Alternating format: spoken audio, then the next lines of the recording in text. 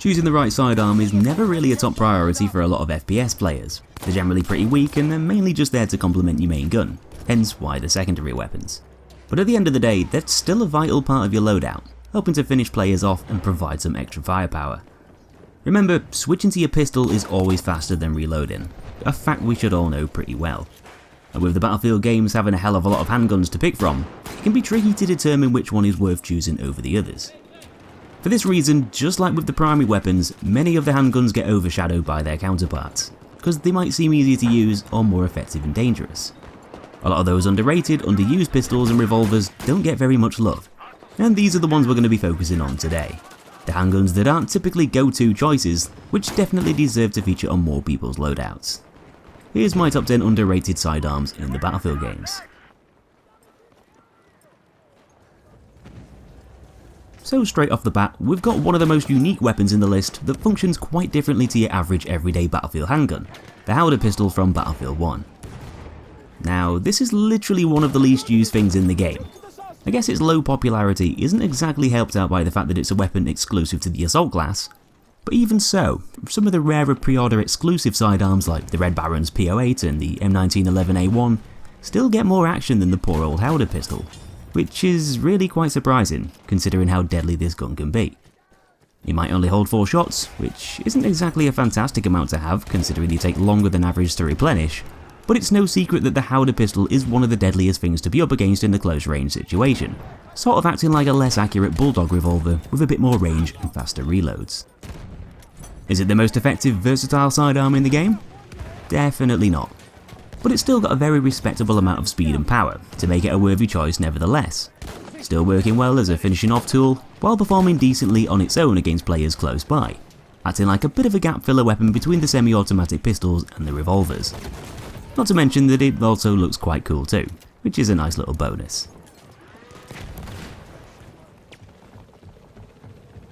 Next up in 9th place, we've got the MP9 from Battlefield Hardline, a fully automatic machine pistol which came along in the Betrayal DLC, and then sort of got ignored. When we think back over the Battlefield series as a whole, there hasn't exactly been many fully automatic sidearms, and the ones that do exist tend to be known for being quite popular, like Battlefield 4's G18 for example. They're fairly straightforward and easy to use, being able to punish other players within shorter sight lines, and this gives them a bit of a competitive edge, because at the end of the day, why not choose a close range bullet hose as a secondary weapon to get the job done? Battlefield Hardline is known for having a few full auto machine pistol type weapons available to equip as secondary options. But this is one of the reasons why the MP9 doesn't seem to get very much attention, despite essentially being a pretty well rounded machine gun that fires at 900 RPM. Something that can even outgun primary weapons quite reliably in close quarter combat situations. The MP9 quite simply just gets overshadowed by quite a lot of the other choices on offer for the professional class, which is home to the likes of the G18C, Tech 9, and of course the rapid firing Mag 10. The fact that the MP9 is also a cop only weapon doesn't exactly help the matter either, and a lot of the time, hardline players forget the gun even exists, or just don't see it as a viable option compared to the others. But when it all boils down to it, the MP9 can be a great little machine pistol with a decent balance of attributes, having access to extended magazines and a stock to counter some of the gun's main drawbacks.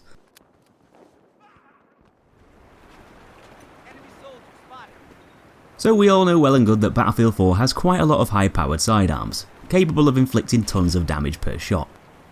There's guns like the Shorty 12G and the Deagle, along with a pile of very deadly revolvers, from the 44 Magnum to the SW40.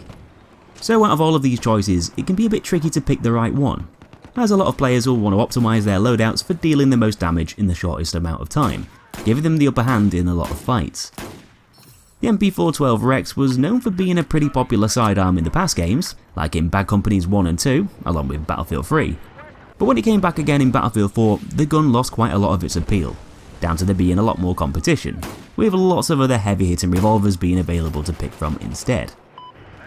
The MP412 returned with a slower fire rate than before, now making it one of the slowest killing revolvers of the lot.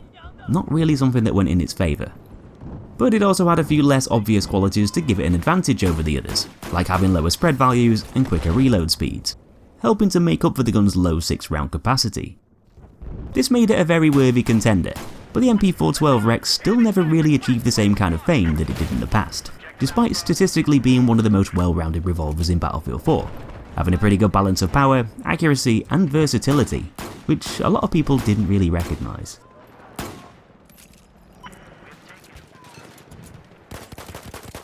Coming in at number 7 is the repeater pistol M1912, a fairly unusual semi-automatic handgun that appeared in Battlefields 1 and 5. Now this sidearm has never really been a very popular, well-liked weapon in either of the games it's featured in, as although it has some pretty cool looking reloads, a lot of people deem it to be an unreliable, awkward thing to use, because of those really cool looking reloads. Its animations might look fancy and give the pistol some unique qualities, but compared to most of the other semi-auto handguns on offer, it's not exactly very practical in sticky situations, where you're surrounded by a few enemies at once. Plus, because so many of us have got into the habit of reloading after every kill or two, this actually goes against us when using the repeater pistol, being one of the very few weapons in the franchise that actually performs quicker reloads when you fire off all your shots, and completely empty its magazine. A lot of people just simply can't hack it, and get used to the way this sidearm works. If you can learn to live with those reloads and persevere through those waiting times, easily its main negative factor, then you've actually got yourself a very effective handgun in both games, acting as a great weapon for finishing players off over range, due to it holding onto more power over distance, while having a very respectable fire rate to give it an edge in CQC too. Arguably one of the best semi-auto secondary weapons in both games regarding power and speed.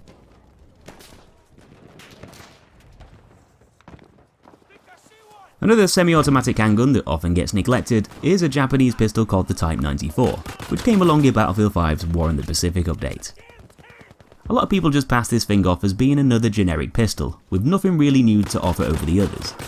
It came out at the same time as the much more popular Model 27 revolver, which kinda took all the attention away from the Type 94, with that gun seeming like a much more interesting weapon to unlock and use. Especially with there being such a lack of revolvers in Battlefield 5, yet a fairly wide variety of semi-automatic pistols already. I guess the Type 94's limited 7-round capacity probably put quite a lot of people off using it. The gun won't be able to kill 2 enemies with a fully loaded mag unless they've already been injured first, or unless you're landing headshots, so it's definitely not the most reliable thing in the world. Statistically, it's a pretty similar gun to the repeater pistol, having a very similar fire rate, damage model and recoil pattern. But unlike the repeater pistol, its reloads are some of the fastest in the whole game, which really do help to make up for that smaller ammo count. But that's not all, because the Type 94's actually got a really special trick up its sleeve that a lot of people don't really know about or take into consideration. And that's the fact that it's got one of the quickest deploy speeds of all the sidearms, matching up with the Ruby pistol. Having a nippy time to kill, fire rate and deploy speed makes it one of the most effective finishing off tools in the game. So although it might seem like a pretty bog standard boring pistol with a measly ammo capacity on the face of it, the Type 94 can actually be one of the better handguns to pick from, which is kind of ironic with it being a complete and utter failure in real life, often dubbed as the worst handgun ever made.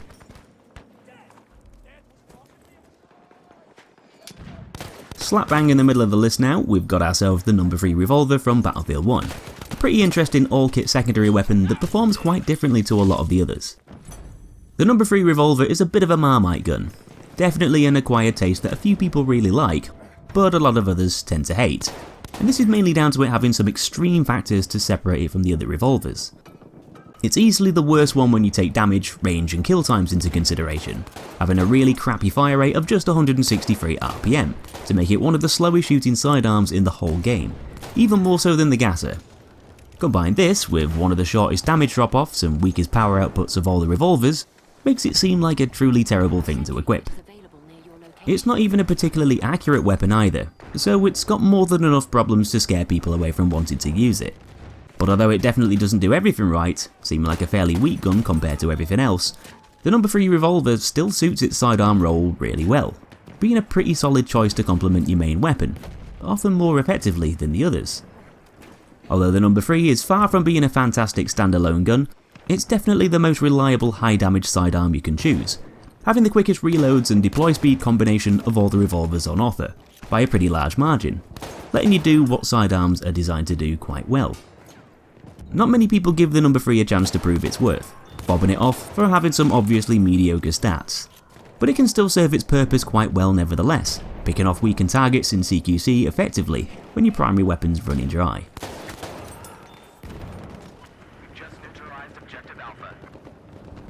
In the Battlefield games, the M1911 gets a hell of a lot of credit. I guess you could say it deserves a lot of credit for being one of the series' most loved handguns. It's been consistently effective pretty much across the board. But one pistol to challenge the M1911 was Battlefield 4's Compact 45, which was a somewhat similar weapon statistically, but didn't get quite as much recognition, despite often being a deadlier choice.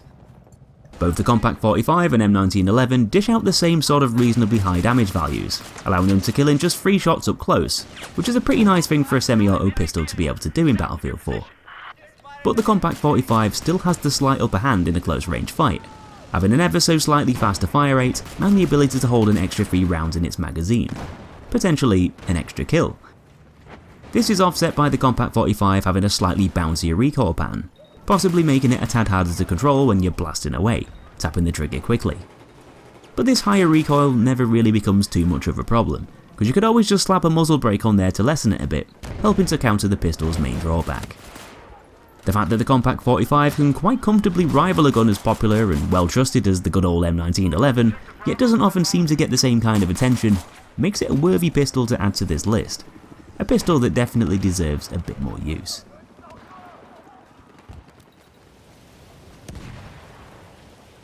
Coming up in third place is the BODEO 1889 revolver from Battlefield 1, one of the Recon class's most useful secondary weapons. If you take a look back at a few of my older videos where I'm playing with bolt action snipers, you'll probably notice that I often tend to use the BODEO 1889 a hell of a lot, and there's a pretty good reason for this. Although it might not seem very special, this revolver is actually one of Battlefield 1's hidden gems, fitting into the Recon class perfectly. It's extremely well rounded, and it's arguably the most versatile revolver in the entire game. The Mars automatic and from-a-stock pistols often steal a lot of the BODEO's thunder, with them being much more appealing choices, also exclusive to the Recon class too. This means the BODEO gets overlooked by a lot of players, many of which are often put off by the gun's long-winded, finicky reloads and smaller ammo capacity. But truth be known, they're actually missing out on one of the most effective short-range weapons in Battlefield 1, something that can quite easily beat a lot of other things in one-on-one gunfights, making it a ridiculously handy little tool for a sniper to have, with them often having to rely on sidearms if an enemy strays too close by. If you can deal with the gate loading mechanism and learn to duck and cover in between reloads, the BODEO's got a lot of strong stats, allowing it to kick some serious arse. It's got the same decent fire rate as the auto revolver, plus it's also got a lot more range, letting it kill in just 2 shots, right the way out till 16 meters. Although some of the other pistols might look cooler and seem more viable, this is definitely one of those great weapons that really doesn't get enough credit.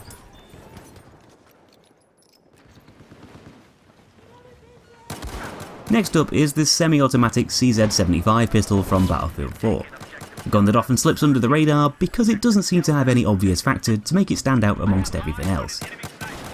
Now this is another one of those pistols that tends to get categorised as a bit of a standard run-of-the-mill weapon that sort of blends into the crowd. But lo and behold, it's actually one of the most well-rounded sidearms in the game, having a really good balance of stats to make it effective in just about any situation. The CZ75 sits right in the middle of the higher damage, slower firing pistols, and the lower damage, faster firing pistols, sort of meeting in between.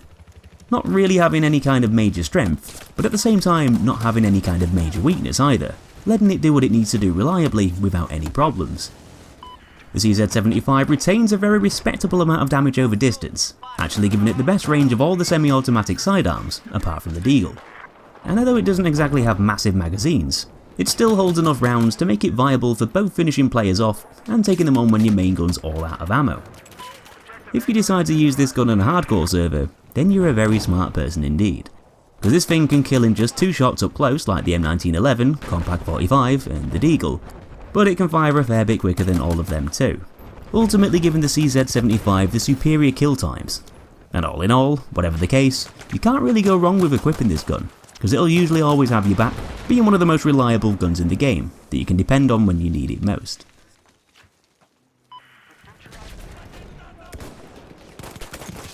So last of all, we've got Battlefield 1's C93 pistol, easily one of the game's most overlooked, underrated handguns.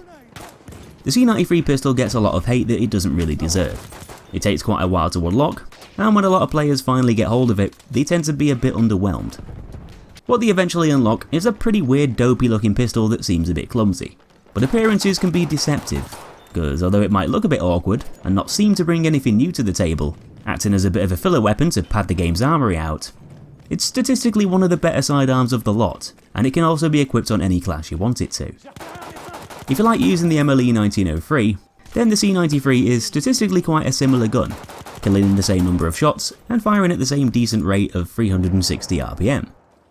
It actually does quite a few things better, holding extra round, having much faster reload speeds, countering one of the MLE's biggest drawbacks, and having one of the most impressive sidearm bullet speeds in the game, making the C93 easier to use for finishing players off further away.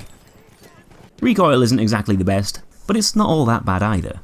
I guess some people are put off by the way this gun jumps around visually on the screen, though if you can learn to cope with this visual recoil, the C93 can actually be a bit of a monster, especially when you fire from the hip, bypassing that fairly awkward sight picture in close quarter gunfights.